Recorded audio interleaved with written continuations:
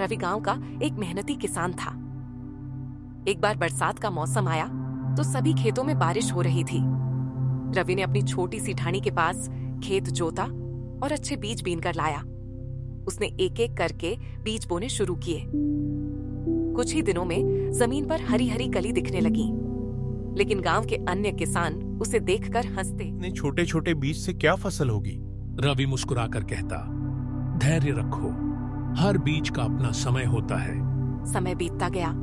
रवि अपने खेत में नियमित रूप से पानी देता, खरपतवार निकालता और ध्यान रखता रहा। गांव के अन्य युवा किसान खेत छोड़कर शहर चले गए, पर रवि ने उम्मीद नहीं छोड़ी। एक दिन एक तेज आंधी आई।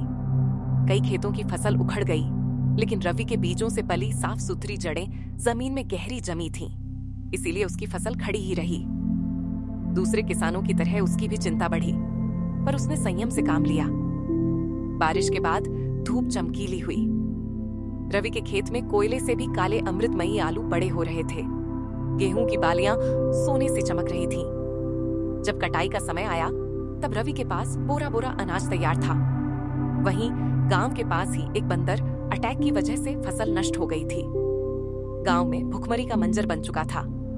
तब रवि ने न केवल अपना अनाज बेचकर मुनाफा कमाया, बल्कि बाकी किसानों और जरूरतमंदों को मुफ्त बीज और अनाज भी बांटा।